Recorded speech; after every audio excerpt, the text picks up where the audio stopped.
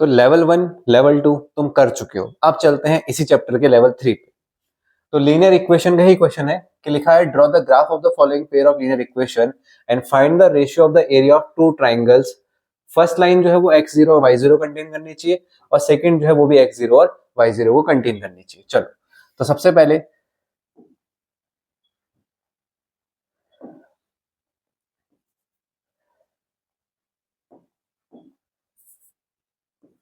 x plus 3y equal to 6 इसकी equation निकाल लो। ठीक है, मतलब सॉरी इक्वेशन नहीं, पॉइंट्स निकाल लो। अगर x 0 होगा तो y की वैल्यू 2 होगी, y 0 होगा तो x की वैल्यू 6 हो जाएगी। अगली बार में 2x माइनस 3y का आंसर दिया हुआ है 12। तो फिर अगर x को 0 रखा मैंने तो y की वैल्यू -4 होगी और अगर y को 0 रखा तो x की वैल्यू मेरी 6 हो जाएगी। अब इसको ग्राफ में प्लॉट करते हैं। चलो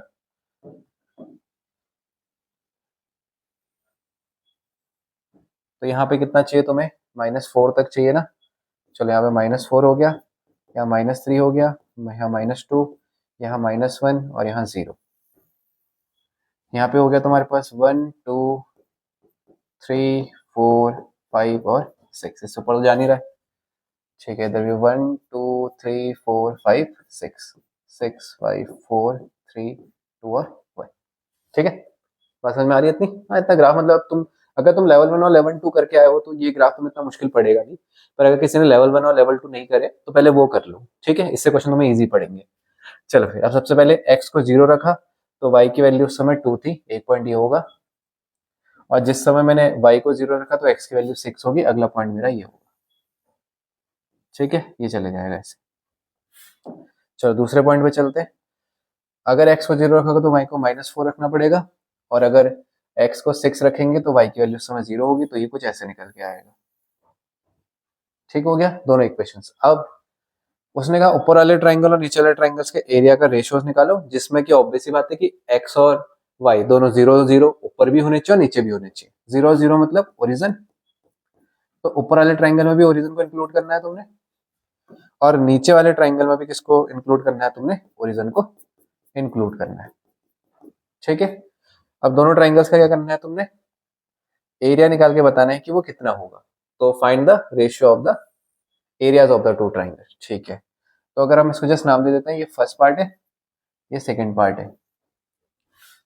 तो एरिया ऑफ फर्स्ट को डिवाइड करना है तुमने एरिया ऑफ सेकंड से। देखो ये पॉइंट है कितना तुम्हारा 6,0। तो अगर ये 90 डिग्री यहाँ पे हो तो ये तुम्हारी हाइट हो जाएगी, ये तुम्हारा इसका बेस हो जाएगा ऊपर वाले ट्रायंगल। तो बेस इसका कितना जा रहा है, 2 जा रहा है और हाइट कितनी जा रही है इसकी, 6 जा रही है। अच्छा, एरिया ऑफ ट्रायंगल क्या होता है, हाफ बेस इंटू हाइट। तो बेस जैसे यहाँ तक गया 6 और हाइट गई इसकी 2। सेम चीज नीचे भी फॉलो करो, हाफ इसका बेस यहाँ से लेकर यहाँ तक कितना गया, 4। -4 नहीं गया, ये ध्यान रखना, 4 गया है, -4 नहीं गया क्योंकि डिस्टेंस माइनस में नहीं होती। तो यहाँ पे कितना गया है, 4। और इसकी जो हाइट है ये कितने तक गई है, 6। तो यहाँ पे इसको चलो बेस इसका भी 6 मान लेते हैं और ये नीचे को जो भी हाइट है ये कितनी मान लेते हैं, 4। ये ऊपर नीचे बेस और हाइट ऊपर नीचे एक्सचेंज कर दो, कोई प्रॉब्लम नहीं है उससे। तो यहाँ से ये वैल्यू भी कट जाएगी पूरी, तो ये बच जाएगा सिर्फ 1/2। तो जो रेशियो आएगा वो कितना आएगा, 1:2 निकल के आएगा। ठीक, नेक्स्ट क्वेश्चन नंबर 22 में क्या लिखा हुआ है, find the value of k so that the equation have no solution. No solution कब आता है, जब लाइनें पैरेलल होती है। अब पैरेलल लाइन की कंडीशन क्या होती है कि a1/a2 is equals to b1/b2 but not equals to c1/c2। चलो वैल्यू रखो, a1 की जगह पे 3, a2 की जगह पे 2k-1, b1 की जगह पे 1 और b2 की जगह पे k-1। ये सबको पता है ना कि कोई भी लीनियर इक्वेशन की जनरल फॉर्म क्या होती है, ax plus by plus c equals to, तो जो x के आगे लिखा होगा a होगा, y के आगे जो लिखा होगा उसको b मानेंगे। क्रॉस करते हैं तो कितना हो जाएगा, 3k-3 2k-1, इसको उठा के इधर ले आओ तो 3k-2k is equal to 3-1, minus में आ जाके प्लस हो गया। तो यहाँ से k की वैल्यू कितनी आ गई, तो यहाँ पे जो k है उसकी वैल्यू कितनी रखी जानी चाहिए, 2 रखी जानी चाहिए। ठीक है, आई होप तुम्हें समझ में आ रहा होगा। समझ में आ रहा है तो कमेंट में लिखो कि हाँ भैया समझ में आ रहा है हमें। ठीक है, पता कैसे चलेगा मुझे कि तुम पढ़ रहे हो नहीं पढ़ रहे हो। ओके, नेक्स्ट क्वेश्चन क्या लिखा है, the ratio of the income of 2 person is 9:3 and the ratio of expenditure is 4:3। Each saves ₹2000, find there income. बहुत अच्छा क्वेश्चन है, हाफ ईयरली, प्री बोर्ड्स और बोर्ड्स तीनों जगह क्वेश्चन आया हुआ है। तो क्या बोला है इसने कि दो पर्सन से उनकी इनकम का रेशियो 9:3 है। तो तुम क्या मानोगे, तुम बोलोगे सबसे पहले कि let the income of two person is. तो ध्यान से समझो, इनकम क्या है 9/7। तुम्हें पता है ना, रेशियो किसी नंबर से कटे होते हैं, किससे कटे हैं ये अभी हमें क्लियर नहीं है, तो हम क्या बोलते हैं कि दोनों सेम सेम नंबर से ही कटते हैं, ऑब्वियस सी बात है। तो ऊपर वाला भी x से कटा और नीचे वाला भी x से कटा, तो इसका मतलब दोनों पर्सन का जो इनकम का रेशियो होगा उससे हम उनकी इनकम निकाल पाएंगे कितनी, 9x एंड 7x। ऐसी जो एक्सपेंडिचर है हमारे पास, ये दोनों नंबर 4:3 में दिए हैं, तो ये भी तो किसी ना किसी से कटे होंगे। तो मान लेते हैं कि ये कटा y से कटे हैं, तो 4y एंड 3y, ये 2 हो जाएगी। अब सिंपल है क्वेश्चन, तुमने कमाया कितना 9x, तुमने खर्चा कितना करा 4y, तो तुमने बचाया कितना पैसा 2000। सिंपल लॉजिक है ना, अगर कुछ वैल्यू कमाई है, इतना हमने उड़ा दिया, तो जो बचेगा वो हमारी सेविंग होगी। तो उसने क्या बोला, सेविंग कितनी है हमारी 2000 की, कमाया कितना 9x, उड़ाया कितना 4y, तो बचाया कितना 2000। पहली इक्वेशन होगी। दूसरी इक्वेशन देखो, कमाया कितना 7x, उड़ाया कितना 3y, कितना बचा 2000, ये दूसरी इक्वेशन होगी। अब हमें सिर्फ क्या निकालनी है, इनकम, मतलब हमें x को ढूंढने की कोशिश करनी चाहिए थी, y को ढूंढने की कोई जरूरत नहीं है। ठीक है, चलो तो सॉल्व कर दो दोनों इक्वेशंस को। कौन से मेथड से सॉल्व करेंगे भैया, एलिमिनेशन से करेंगे। ठीक है, क्या सब्स्टिट्यूशन से कर सकते हैं, बिल्कुल कर सकते हैं, पर ऑब्वियस सी बात है हम एलिमिनेशन से करते हैं क्योंकि उससे जल्दी क्वेश्चंस होते हैं। तो हम लिखेंगे solving equation first and equation second. क्या हमें ऑलरेडी मेथड आता है, जी बिल्कुल। अगर आपने लेवल 1 लेवल 2 देख के आए हो तो ये मेथड तुम्हें अच्छे से आता होगा। अगर तुम्हें नहीं आता है तो मैं यहाँ पे फिर बता रहा हूँ, लेकिन फिर भी मैं सजेस्ट करूंगा कि लेवल 1 और लेवल 2 देख के जरूर आना। ठीक है, सबसे पहले आप इनको काटना चाहते हो तो ये नंबर सेम सेम होने चाहिए और अपोजिट साइन के साथ होने चाहिए। तो फिर मैं ऊपर मल्टीप्लाई करता हूँ 3 से, तो ये हो जाएगा 27, 3 4 जा 12, 3 2 जा 6। नीचे वाली इक्वेशन को मैं मल्टीप्लाई करता हूँ 4 से, 7 4 जा 28, 3 4 जा 12, 4 2 जा 8, ये हो गया। ठीक है, ऐसे कोई लिखने की जरूरत नहीं कि इसको इससे मल्टीप्लाई करा, कोई दिक्कत नहीं है। तुम अंग्रेजी में बहुत दिक्कत कर रहे हो, कोई दिक्कत नहीं है, मत लिखो। जैसा मल्टीप्लाई करनी है सीधे मल्टीप्लाई करके लिखो। अब साइन चेंज करने पड़ेंगे तभी कटेगा, माइनस प्लस और प्लस का माइनस। ठीक है, साइन चेंज करने पड़ेंगे। तो यहाँ कितना बचेगा -x बचेगा, यहाँ कितना बचेगा माइनस का 2000 बचेगा, क्योंकि ये तो कट चुका होगा। माइनस से माइनस कटा तो x की वैल्यू कितनी आ गई 2000। हाँ ना, बोल भाई समझ में आ रहा है नहीं आ रहा, आ रहा है ना, ठीक हो गया। तो x निकल गया। अब हमें क्या बतानी है दोनों पर्सन्स की इनकम। पहले बंदे की इनकम कितनी थी 9x, मतलब 9 इंटू 2000। दूसरे बंदे की इनकम कितनी थी 7x, मतलब 7 इंटू 2000। तो पहले बंदे ने कितना कमाया 18,000 और दूसरे बंदे ने कितना कमाया 14,000। ठीक है, कोई डाउट है इसमें, नहीं है ना, हाँ ना तो बोल कमेंट में। ठीक हो गया, चलो फिर आगे चलते हैं। अगला question, a part of monthly hostel charges is fixed and the remaining depends on the days taken for meals. ठीक है, A pays ₹4,500 for 25 days, B pays 5,200 for 30 days. Find the fixed charge and cost per day. Okay, तो इसमें क्या कह रहा है कि एक मंथली हॉस्टल चार्ज फिक्स है। अब आपको हॉस्टल में रहना है तो उसका चार्ज तो देना ही पड़ेगा। ठीक है, उसके बाद वो तुमसे ये कह रहा है कि उसके बाद जो पर डे का खर्चा है, बंदा जितने दिन खाना खाएगा मैच में उतने दिन का उसका पर डे का खर्चा आएगा। ठीक हो गया, तो सबसे पहली चीज हम ये मान लेते हैं कि let the fix charge is ₹X and charge per day of food is ₹Y। अब क्या कह रहा है क्वेश्चन तुमसे कि एक बंदे ने 25 दिन तक का चीजें यूज करी हैं और 4500 पे किया है। भाई 25 दिन तक वो रहा तो है हॉस्टल में, तो हॉस्टल का कितना पैसा दिया उसने x। एक दिन का खर्चा कितना है खाने का y, वो कितने दिन रुक गया 25, तो 25y। तो टोटल कितनी पेमेंट करके आया वो हॉस्टल के अंदर 4500 की, ये उसकी पहली इक्वेशन होगी। दूसरी को समझो, दूसरे बंदा कितने दिन रहा 30 दिन रहा, तो फिर हॉस्टल का पैसा तो देगा ही, हॉस्टल का फिक्स है, मतलब इतना ही देना है, ये तो फिक्स है। उसके बाद उसने खाना कितने दिन खाया 30 दिन, तो ये कितना हो गया, और उसने कितनी पेमेंट करके आया वो 5200, ये तुम्हारी सेकंड इक्वेशन आ गई। कैसे के आगे तुम एलिमिनेशन मेथड लगा लोगे? जी भैया बिल्कुल लगा लेंगे, लगाना पड़ेगा। अगर अभी भी तुम कैलकुलेशन पे डिपेंडेंसी रखोगे किसी दूसरे पे तो तुम्हें दिक्कत होगी, इसलिए बेस्ट है कि तुम खुद ट्राई करो क्वेश्चंस को। इसके आगे सॉल्यूशन तुम्हें खुद करने हैं, तो मैं वर्ड प्रॉब्लम की इक्वेशंस बनाना तुम्हें सिखा रहा हूँ, इसके आगे कैलकुलेशन करना तुम्हें खुद करनी है। हाँ, फिर भी बाई चांस किसी क्वेश्चन की कैलकुलेशन अटक जाती है तो तुम मुझे इंस्टा पे मैसेज कर दो या तुम यूट्यूब पे कमेंट में लिख दो, तो मैं उसका सॉल्यूशन तुम्हें बता दूँ, ठीक है। पर अब पूरी मेहनत तुम्हारे हाथ में, बोर्ड नजदीक आ रहे हैं, प्री बोर्ड्स आ चुके हैं तुम्हारे, अब सारी मेहनत तुम्हारे हाथ में। क्वेश्चन नंबर 25 कह रहा है हमसे, place A and B are 100 kilometre apart on a highway, one car start from A and another from B at the same time. If the car travel in the same direction at a different speed, they meet in 5 hours.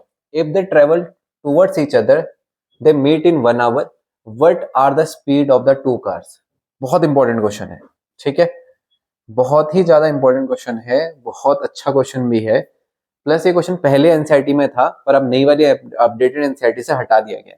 समझो क्या कहा कि एक place a है, एक place B है, इन दोनों के बीच में 100 किलोमीटर की दूरी है, ठीक है। मान लेते हैं जो कार ए पे थी उसकी जो स्पीड है वो x किलोमीटर पर आवर है, और जो बी पे है उसकी y किलोमीटर पर आवर है। समझ रहे हो इतनी बात? ठीक है, अब समझो हुआ क्या कि ये वाली जो गाड़ी है ये चल रही है आगे को, यहां से गाड़ी ने चलना शुरू किया और ये चलेगी ऐसे आगे। उसी समय जो गाड़ी बी पे खड़ी है वो भी तो चलेगी और वो चलने लगी आगे को। अब इंपॉर्टेंट बात क्या है, जब दोनों गाड़ियां एक ही डायरेक्शन में चल रही हैं इधर को सामने को, तो ये हाईवे के अंदर तो मिलेंगी नहीं मिलेंगी ना भाई। जब ये गाड़ी यहाँ को निकल रही है, ये गाड़ी तो ऑलरेडी हाईवे के दूसरे कोने पे खड़ी है, ये तो सीधे आगे को भाग जाएगी। इसका मतलब ये दोनों हाईवे के अंदर नहीं मिलने वाले, हाईवे के बाद मिलेंगे। अच्छा, अगर ये मान लेते हैं दोनों यहाँ पे आके मिल गए,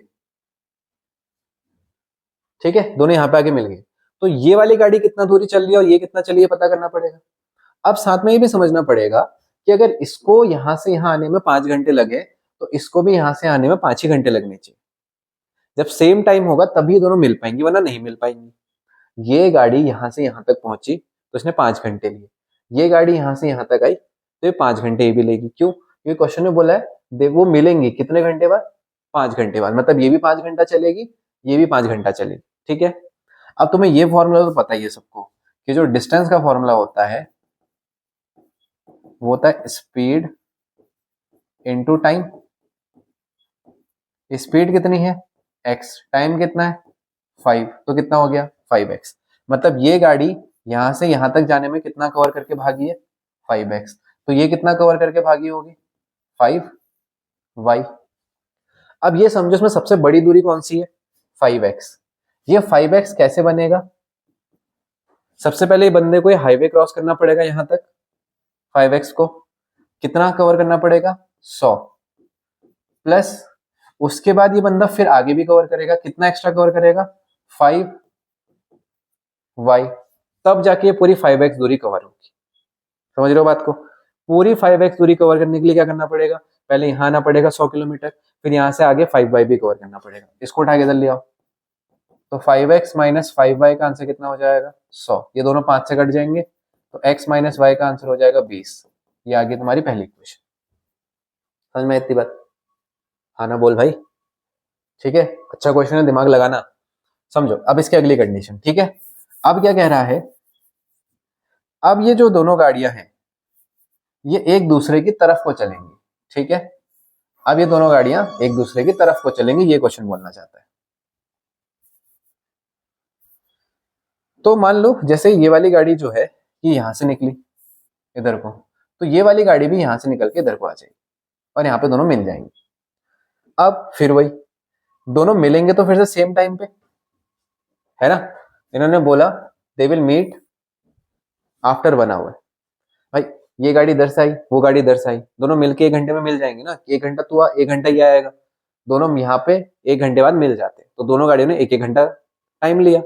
तो फिर इस हिसाब से ये वाली डिस्टेंस कितनी होगी, स्पीड इंटू टाइम। स्पीड कितनी है x, टाइम कितना है 1, तो 1x हो गया। ये वाला डिस्टेंस कितनी होगी जब इधर को चलेगा, 1 इंटू वाई। अच्छा ये इधर से आया, ये इधर से आया, किसी पॉइंट पे जाके दोनों मिल गए, यही होगा। ऐसा तो होगा नहीं कि भाई साहब 1 घंटे में ये गाड़ी यहीं पे आई, 1 घंटे में ये गाड़ी इतना ही है, और हम कह रहे हैं दोनों मिल गए। अभी कहाँ मिल रहे हैं, मिलने का मतलब साथ में आना है ना। तो उसका मतलब दोनों 1 घंटे बाद किसी ना किसी पॉइंट पे जाके मीट तो करेंगे। ये यहाँ पे से आया, यहाँ से आया और मीट हो गया। तो इन दोनों गाड़ियों ने मिलके कितनी दूरी कवर करी होगी, 100 किलोमीटर। भाई थोड़ा ये चला x, थोड़ा ये चला y, और मिलके कितना कवर करेंगे 100 किलोमीटर, यानी कि x plus Y is equal to 100। ये तुम्हारी कौन सी इक्वेशन आ गई, सेकेंड इक्वेशन। अब इसके आगे हो जाएगा, बिल्कुल भैया इसके आगे तो प्रॉब्लम ही नहीं है, इसके आगे तो इजीली हो जाएगा। y से y कैंसिल आउट हो जाएगा, x प्लस एक्स 2x हो जाएगा, तो x की वैल्यू 60 आ जाएगी। पुट करो y की वैल्यू 40 आ जाएगी। क्या पूछा था क्वेश्चन में, दोनों गाड़ियों की स्पीड। सिर्फ समझने लायक इसमें यही था कि इक्वेशंस कैसे बनेंगी, इसके आगे सॉल्यूशन बहुत इजी है। हो जाएगा, हो जाएगा ना, हाँ ना बोल भाई। नेक्स्ट क्वेश्चन देखो, while teaching about the Indian national flag, teacher asks the student that how many lines are there in the blue color wheel. Okay, जो अशोक चक्र है उसमें कितनी लाइन्स है। One student replied that it is 8 times the number of color in the flag, while other says that the sum of the number of color in the flag and the number of lines in the flag and the number of lines in the wheel of the flag is 27. ठीक है, convert the statement to given the student into linear equation into variable and find the number of lines in the wheels. Okay, मैं ये मान लेता हूं, let the number of lines in a wheel is x and दूसरे देखो, एक तो number of lines का हो गया, दूसरा क्या है वो क्वेश्चन में वो समझ लो। यहाँ पे क्या बोला, sum of the number of colour in the flag, तो यानी कि हम मान सकते हैं and the number of colour in the flag is Y. ठीक है, ये झंडे में कितने कलर है, वाई है, और वो जो अशोक चक्र बीच में चक्र है हमारे पास उसमें कितने हैं, एक्स लाइन है। अब क्वेश्चन की कंडीशन बनाओ। एक बच्चे ने क्या बोला, one student replied that 8 times the number of colour in the flag. जो लाइनें हैं वो क्या है, 8 टाइम्स द। ठीक है, तो किसने क्या बोला, 8 times the number of colour in the flag. That means ये जो x है ये क्या है, ये 8 टाइम्स है किसका, नंबर ऑफ कलर्स, यानी कि x की वैल्यू क्या आ गई 8y। एक इक्वेशन होगी। दूसरी क्या बोला दूसरे बंदे ने, उसने ये बोला हमसे while other says that the sum of the number of colors in the flag and the number of lines in the flag। अच्छा थोड़ा सा यहाँ पे ये लाइन थोड़ी एक गलत छप गई है, यहाँ पे ऐसा होना चाहिए था नंबर ऑफ लाइंस की जगह पे and number of lines in the wheel of the flag is 27। ठीक है, तो ये ऐसा कुछ होना चाहिए था कि x प्लस वाई का जो आंसर है वो कितना होना चाहिए था 27। ठीक है, ये होगी सेकेंड इक्वेशन। अब इनको सॉल्व कर देते हैं। ठीक है, तो हम एक काम करते हैं, x की जगह पे इसको पुट कर देते हैं 8y को, सीधा हो जाएगा क्वेश्चन। ये कितना हो गया 9y इक्वल टू 27, तो y कितना हो गया हमारे पास 3। y अगर 3 होगा तो x की वैल्यू कितनी आएगी, 8 इंटू 3, तो x की वैल्यू कितनी आ गई 24। और जो लाइंस होती हैं चक्र में वो कितनी होती है 24 ही होती है। मतलब क्वेश्चन आपका सही है, और हमारा ट्राई कलर है तो कलर 3 आनी चाहिए। ठीक है, समझ में आया क्वेश्चन तुम्हें, सीबीएसई ने प्रीवियस ईयर में क्वेश्चन पूछा हुआ है ना। चलो फिर आगे चले, बस 2-3 क्वेश्चन और ये चैप्टर भी तुम्हारा फिनिश। इस इन क्वेश्चनों को करने के बाद तुम इजीली कोई भी क्वेश्चन कर पाओगे। तो ध्यान से लेवल 1, लेवल 2, लेवल 3 सबको अच्छे से करना, ठीक है। जब कभी किसी बच्चे को लेवल मुश्किल लग रहा हो ना कि यार उसको लेवल 3 मुश्किल लग रहा है, तो एक लेवल नीचे चले जाना सेकंड लेवल पे, और फिर लेवल 1 पे आ जाना। अब लेवल 1 से नीचे तो क्या ही जाओगे ना, उतना तो आ ही जाएगा समझ में। The sum of the numerator and the denominator of fraction is 12। अच्छा, ये क्या कह रहा है, the sum of the numerator and denominator of a fraction is. तो एक फ्रैक्शन को मान लेते हैं, देखो कोई भी एक फ्रैक्शन जो है, अपना तुम लिख ही दोगे कि let the fraction is x upon y। अब सम ऑफ न्यूमरेटर यानी कि x और डिनोमिनेटर का आंसर कितना है, 12। If 1 is added to both the fraction becomes 3 upon 4। कह रहा है अगर ऊपर और नीचे दोनों जगह 1 जोड़ दो तो फ्रैक्शन कितना बन जाएगा, 3 अपॉन 4। क्रॉस करो, 4x प्लस 4, 3y प्लस 3, इसको उठा के इधर ले आओ, 4x माइनस 3y, इसको माइनस कर दो जाके तो 1 बचेगा। ये सेकंड इक्वेशन होगी, ये फर्स्ट इक्वेशन होगी। इसके आगे इक्वेशन सॉल्व हो जाएगी तुमसे, हाँ ना बोल भाई, हो जाएगी, हो जाएगी ना। चलो चलो भैया, हो जाएगी भैया हमसे इक्वेशन, तो अच्छी बात है। तो अब बता देना कि फ्रैक्शन, लास्ट में ध्यान रखना क्या बताना है, फ्रैक्शन। तो जो x और y आएंगे उसको वापस से अपॉन में जरूर लिख के आना, ठीक। अगला question, a fraction becomes 1 upon 3 when 1 is subtracted from the numerator and 1 upon 4 when 8 is added to the denominator. Find the fraction. Same to same question है जो भी तुमने कराया। अब लाइक टू लाइक क्वेश्चन तुमसे होने चाहिए ना, तो ये क्वेश्चन तुम मुझे कमेंट में बताओगे इसका आंसर कितना आया है, और ये क्वेश्चन तुम होमवर्क में मान लो अपना, ठीक है। तो ये क्वेश्चन तुम्हारा होमवर्क वाला क्वेश्चन है, तुम्हें होमवर्क भी मिलते रहेगा साथ में, ठीक। Okay, next question, question number 29। बहुत ही ज्यादा इंपॉर्टेंट क्वेश्चन है, ठीक है, बहुत ज्यादा इंपॉर्टेंट क्वेश्चन है। क्या लिखा है, the sum of a digit of a 2-digit number is 9, also 9 times the number is equal to 2। अच्छा, 2 की जगह पे 2 टाइम्स होगा, हाँ, 2 times number found by reversing the digit, ठीक है। चलो, तो ये कहना क्या चाहता है क्वेश्चन, पहले समझो। इसमें एक 2 डिजिट का नंबर है, 2 डिजिट का नंबर कैसे होते हैं, 36, 68, 78 ऐसे। इनमें क्या होता है, एक वंस प्लेस होती है और एक टेंस प्लेस होती है, ठीक है। तो हमें इस नंबर में लेट करने में ही बच्चों को दिक्कत होती है, तो उनको क्या करना चाहिए, वंस प्लेस पे x एक नंबर है, डिजिट है, और टेंस प्लेस पे y है। अब बच्चों को सबसे पहले क्या लिखना चाहिए कि ओरिजिनल नंबर क्या है। देखो, तुमने छोटी क्लास में पढ़ा होगा एक्सपेंडेड फॉर्म। ये 36 को कैसे लिखोगे, जो जिस प्लेस पे होता है उसको उसी की पोजीशन से मल्टीप्लाई कर देते, ठीक है। जैसे ये वंस प्लेस पे है तो उसको 1 से मल्टीप्लाई, ये टेंस प्लेस पे है तो उसको 10 से मल्टीप्लाई। अब 6 1 जा 6, 3 10 जा 30, तो नंबर क्या होगा, 30 प्लस 6 यानी कि नंबर हो गया 30। तो हम यहाँ पे भी वैसे ही करेंगे, इसको करेंगे 10y, इसको लिखेंगे। और अगर ये क्वेश्चन में एक वर्ड बोला है रिवर्स, तो जो रिवर्स का नंबर होगा वो क्या होगा, जहां पे डिजिट इंटरचेंज हो जाएंगे, ये आगे हो जाएगा ये पीछे, तो नंबर क्या होगा 10x प्लस वाई। मतलब जिस प्लेस पे हो, अगर वंस पे है तो 1 से मल्टीप्लाई, टेंस पे है तो 10 से मल्टीप्लाई, ऐसे बनता है नंबर, ठीक है। अच्छा चलो, आप क्वेश्चन पे चलते हैं। तो जो डिजिट्स है उनका जो सम है वो कितना है, 9। डिजिट्स क्या होंगे, जैसे 6 और ये 3, इनको डिजिट्स बोलेंगे, तो इसको क्या लिखेंगे हम, y plus x equal to 9। ये पहला क्वेश्चन है, ठीक। अब दूसरे की बात करते हैं। 9 टाइम दिस नंबर, ये जो ओरिजिनल नंबर है इसका 9 गुना करेंगे, ठीक है, कर दिया, is equal to twice the number obtained by reversing the digit, मतलब 10x प्लस, इसका रिवर्स करके, तो ये क्या हो जाएगा 90y 9x 20 प्लस 2y। उठा के इधर ले आओ, माइनस कर लो, -20 -2y, नेट आंसर 0। कितना हो जाएगा, तो 90 माइनस से 2 माइनस करोगे तो 88y हो गया, इसको माइनस करोगे तो माइनस का 11x हो गया, यहाँ पे 0, पूरी इक्वेशन 11 से कट जाएगी, 8 1 और 0, ये तुम्हारी सेकंड इक्वेशन आ गई। अब हम इनको सॉल्व कर सकते हैं इजीली, बिल्कुल।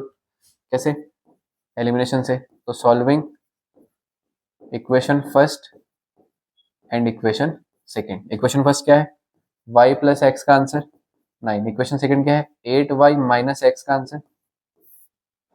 क्या x से x कट जाएगा, जी बिल्कुल कट जाएगा, तो x से x कट गया, 8y और y 9y, 9, तो y की वैल्यू कितनी आ गई 1। अगर y की वैल्यू 1 है तो यहाँ रख के x की वैल्यू निकाली जा सकती है, क्योंकि x प्लस वाई कितना था 9, तो फिर x की वैल्यू कितनी आ जाएगी माइनस करके 8। तो जो फाइनली ओरिजिनल नंबर था जिसपे हम क्वेश्चन करने वाले थे वो क्या था, तो ओरिजिनल नंबर क्या था 10y प्लस एक्स, मतलब 10 इंटू 1 प्लस 8, तो ये हो गया 10 प्लस 8, यानी कि ओरिजिनल नंबर कितना था 80। या तो ऐसे निकाल लो, ऐसे तो यहाँ पे लिख देना, यहाँ पे 1 यहाँ पे 8, तो जो ओरिजिनल नंबर था वो कितना था तुम्हारे पास, वो था तुम्हारे पास 80। ठीक है, हाँ लास्ट में सेंटेंस जरूर लिख के आना, hence the original number is 18 करके। ठीक है, चले आगे, चलो फिर